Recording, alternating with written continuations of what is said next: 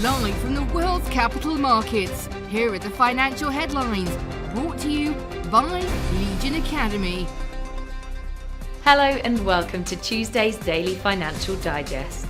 US Judge Sarah Netbone granted Ripple Labs' motion to serve 2 subpoenas to authenticate 7 video recordings in which US Securities and Exchange Commission's officials made public remarks.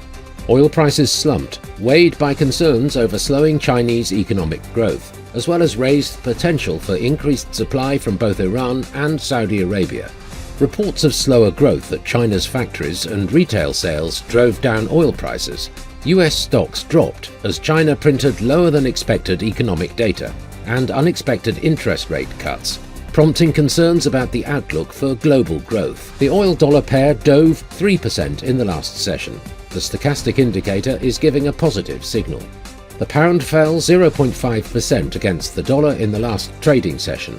The ultimate oscillator is giving a negative signal, which matches our overall technical analysis.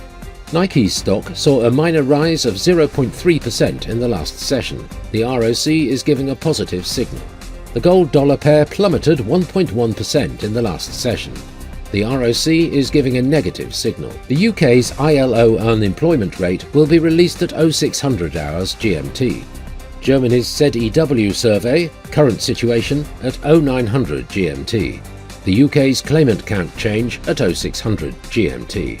The US Red Book Index will be released at 12:55 GMT. Japan's exports at 23:50 GMT. The US housing starts at 12:30 GMT. We hope that you've enjoyed Tuesday's financial report. On behalf of all of us here, we wish you a productive trading day.